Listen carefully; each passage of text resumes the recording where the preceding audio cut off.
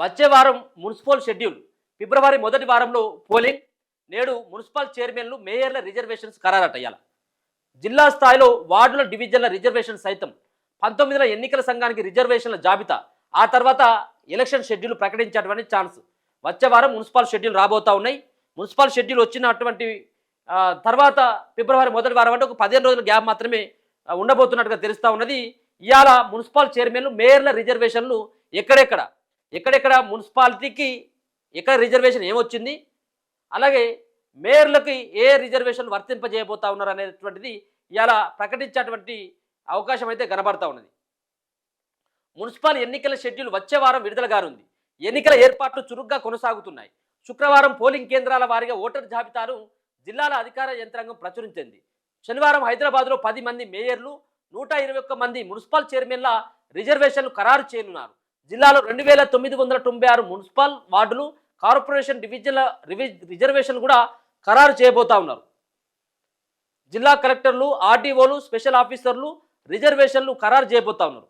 Municipal శాఖ సమాచారం ప్రకారం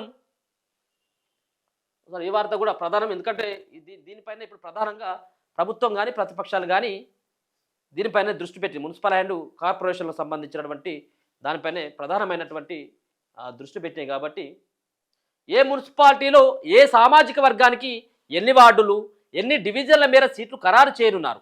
అనంతరం రాజకీయ పార్టీల నేతల సమక్షంలో ఆయా వర్గాల్లో మహిళలకు రిజర్వ్ అయ్యే సీట్లను లాటరీ విధానంలో ఖరారు చేయనున్నారు.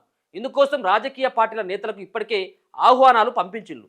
శనివారం సాయంత్రం కల్లా రాష్ట్రంలోని మేయర్, మున్సిపల్ చైర్మన్ల రిజర్వేషన్లతో పాటు కౌన్సిలర్లు, కార్పొరేటర్ల రిజర్వేషన్లు ఖరారు కానున్నాయి. ఈ జాబితాను ఆదివారం కల్లా సిడిఎంఏ కార్యాలయానికి గెజిట్ల రూపంలో అందించనున్నారు. సోమవారం లేదా మంగళవారం రాష్ట్ర ఎన్నికల సంఘానికి మున్సిపల్ శాఖ అధికారులు జాబితాను అందజేయనున్నారు. రిజర్వేషన్ల జాబితాతో పాటు ప్రభుత్వం ఎన్నికలకు సంసిద్ధంగా ఉందంటూ లేఖను కూడా అందించనున్నారు. ఈ నెల 21న లేదా 22వ తేదీల్లో రాష్ట్ర ఎన్నికల సంఘం షెడ్యూల్ ప్రకటించే అవకాశం ఉందని సమాచారం. ఫిబ్రవరి మొదటి వారంలో ఎన్నికలు జరగనున్నాయి. ఎన్నికల ప్రక్రియ నామినేషన్లు స్వీకరించే నాటి నుంచి మొత్తం 15 రోజుల్లో పూర్తి కానుంది. మున్సిపల్ ఎన్నికల్లో ఉదయం నుంచి సాయంత్రం వరకు పోలింగ్ జరగనుంది. పోలింగ్ అనంతరం 1-2 రోజుల అనంతరం ఓట్లను లెక్కించనున్నారు. పోలింగ్కు కూడా వాళ్ళు ఆల్రెడీ సిబ్బందిని కూడా నియమించుకుంటా ఉన్నారు.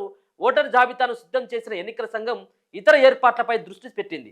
శుక్రవారం పోలింగ్ కేంద్రాల సంఖ్యపై స్పష్టత వచ్చింది. రాష్ట్రంలో మొత్తం 8195 పోలింగ్ కేంద్రాలు ఉన్నట్లుగా గుర్తించారు. 52,43,000 మంది ఓటర్ల లెక్కగా తేల్చారు. ఇందులో పురుషులు 25.63 లక్షలు, మహిళలు 26.80 లక్షలు ఉన్నారు. ఇతరులు 640 మంది ఉన్నారు. మున్సిపాలిటీలో పురుషుల కంటే మహిళా ఓటర్లే అధికంగా ఉన్నారు. వీటి ఆధారంగా పోలీస్ సిబ్బందిని నియమించుకోవాల్సి ఉంటుంది. ఇప్పటికే జాబితాను సేకరించిన పూర్తి స్థాయిలో ఎంతమంది అనే దానిపై స్పష్టత రావడంతో 1-2 రోజుల్లో ఏర్పాట్లు పూర్తి కానున్నాయని సమాచారం. ఈ సమాచారాన్ని ఎన్నికల సంఘం వెబ్సైట్ అప్లోడ్ చేయాల్సి ఉంటుంది.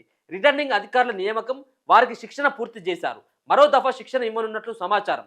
అనంతరం పోలింగ్ ప్రిసైడింగ్ అసిస్టెంట్ ప్రిసైడింగ్ ఆఫీసర్లకు పోలింగ్ తేదీలోగా 2 సార్లు శిక్షణ ఇవ్వాల్సి ఉంటుంది. ఈ ఎన్నికలను బ్యాలెట్ ద్వారా నిర్వహించనున్నారు. ఇందుకోసం ప్రింటింగ్ ప్రెస్లకు టెండర్లు ఆహ్వానించారు. జిల్లా కేంద్రాల్లో బ్యాలెట్ పేపర్లు ప్రింట్ చేయనున్నారు. బ్యాలెట్ పేపర్పై నోటా ఆప్షన్ కూడా ముద్రించనున్నారు. సో మొత్తానికి ఏది ఈ బ్యాలెట్, ఈ మిషన్ కాదు, ఇది బ్యాలెట్ల రూపంలో ఇప్పుడు ఓట్లు వేయాలి. ఇవన్నీ కూడా మున్సిపల్ అండ్ కార్పొరేషన్లకు జరిగేటువంటి ఎన్నికల్లో ఇవన్నీ ఏమి ఉండవు. మిషన్ పైన ఈవీఎంలు ఏమి ఉండేయట, కేవలం బ్యాలెట్ పత్రాలు మాత్రమే ఉంటాయి. ఇక పార్టీలు కూడా సిద్ధం. పార్టీల గుర్తులపై మున్సిపల్ ఎన్నికలు జరగనున్నాయి. దీంతో రాజకీయ పార్టీలు అలర్ట్ అయినాయి. ఇప్పటికే 3 ప్రధాన పార్టీలు కాంగ్రెస్, బీజేపీ, బీఆర్ఎస్లు సన్నాహా సమావేశాలు నిర్వహించుకుని నేతలకు బాధ్యతలు అప్పగించినట్లు తెలుస్తుంది. ఇన్ఛార్జీలు నియమించడానికి సన్నాహాలు చేస్తుండగా కాంగ్రెస్లో ఎమ్మెల్యేలు, మంత్రులకు కీలక బాధ్యతలు అప్పగించినట్లు తెలిసింది. బీఆర్ఎస్లో ఎమ్మెల్యేలు, ఓడిపోయిన ఎమ్మెల్యేలకు బాధ్యతలు అప్పగించినట్లు సమాచారం. త్వరలోనే జిల్లాలు, మున్సిపాలిటీల వారీగా ఇన్ఛార్జీలు నియమించనున్నారు. సీఎం రేవంత్ ఎన్నికల ప్రచారాన్ని ప్రారంభించగా నిర్మల్ వేదికగా మున్సిపల్ ఎన్నికల్లో ఎవరికి ఓటు వేయాలో విజ్ఞప్తి చేశారు. నేడు పాలమూరు జిల్లా, రేపు ఖమ్మం, 19న ములుగు జిల్లాలో ఆయన పర్యటించనున్నారు. అనంతరం దావోస్ వెళ్లనున్నారు. బీజేపీ శనివారం మున్సిపల్ ఎన్నికలపై ముఖ్య సమావేశాన్ని ఏర్పాటు చేయనున్నట్టు తెలిసింది. ఇదంతా చూసినట్టయితే ఇంకొక 15 రోజులలో అంటే ఫిబ్రవరి మొదటి వారంలో ఎన్నికలు 100% జరుగుతాయి. దాంట్లో ఎలాంటి డౌట్ అయితే లేదు. దీని తర్వాతనే జెడ్పీటీసీ, ఎంపీటీసీ ఎన్నికలు కూడా ఇంకా పెండింగ్లో ఉన్నాయి. కాబట్టి దీన్ని తొందరగా ఒడగొట్టినట్టు అయితే ఆ ఎన్నికలు కూడా వెళ్ళొచ్చు అన్నటువంటి ఒక భావనలోని ప్రభుత్వం కూడా ఉన్నది. కాబట్టి హడావిడిగా జరుగుతూ ఉన్నది. సో దీంట్లో భాగంగానే ముందుగా కావాల్సినటువంటి చాలామంది ఎదురు చూస్తున్నటువంటిది ఏంటిదంటే, అసలు మా దగ్గర ఉన్నటువంటి కార్పొరేషన్, మా దగ్గర ఉన్నటువంటి మున్సిపాలిటీ ఈసారి బీసీ అవుతుందా, ఎస్సీయా, ఎస్టీయా? ఒకవేళ కనుక ఎస్టీ అయినట్టయితే దాంట్లో బీసీలకు ఎన్ని వార్డులు రాబోతా ఉన్నాయి? కార్పొరేషన్ చైర్మన్లు, మున్సిపల్ చైర్మన్లు ఎవరు కాబోతా ఉన్నారు అన్నటువంటి దానిపైన ప్రధానంగా ఈసారి ఇప్పుడు ఒక చర్చ నడుస్తూ ఉన్నది. ఇవాళ ఒక క్లారిటీ వచ్చా. ఇవాళ సాయంత్రం వరకు సంబంధించినటువంటి డివిజన్ ఎవరికి ఏమైంది, ఏ వార్డు ఎవరికి రిజర్వేషన్ అయింది, అక్కడ మహిళలకు వచ్చిందా, పురుషునికా, ఎస్సీనా, ఎస్టీనా, జనరలా ఏంటి అనేది ఇలా సాయంత్రం వరకు వార్డులతో పాటు అక్కడ ఉన్నటువంటి చైర్మన్లు కూడా దేనికి సంబంధించినటువంటి మున్సిపాలిటీ ఎవరికి రిజర్వేషన్ అయింది, ఎవరికి అవకాశం లభించింది అనేది ఇలా సాయంత్రం వరకు తేల్చేటువంటి అవకాశం కనబడతా ఉంది. అందుకోసం అని చెప్పేసి ఎలక్షన్ కమిషన్తో పాటు ప్రభుత్వ యంత్రాంగం అంతా కూడా సంసిద్ధం అయిపోయింది. అంటే పోలింగ్ కేంద్రాలు ఎన్ని ఏర్పాటు చేయాలి, పోలింగ్ కేంద్రాలకి వచ్చేటువంటి వాళ్ళకి ఏ విధమైనటువంటి సౌకర్యాలు కల్పించాలి, అంతేకాకుండా దానికి సిబ్బంది ఎంతమంది అవసరం ఉంటారు, దాంట్లో భాగంగానే విధుల్లో ఎంతమంది పోలీసులను వాడుకోవాల్సి ఉంటుంది, డేట్లను ఎట్లా ఫిక్స్ చేస్తే బాగుంటుంది అన్నటువంటి పైన సమాలోచనలు చేస్తూ ఉంది.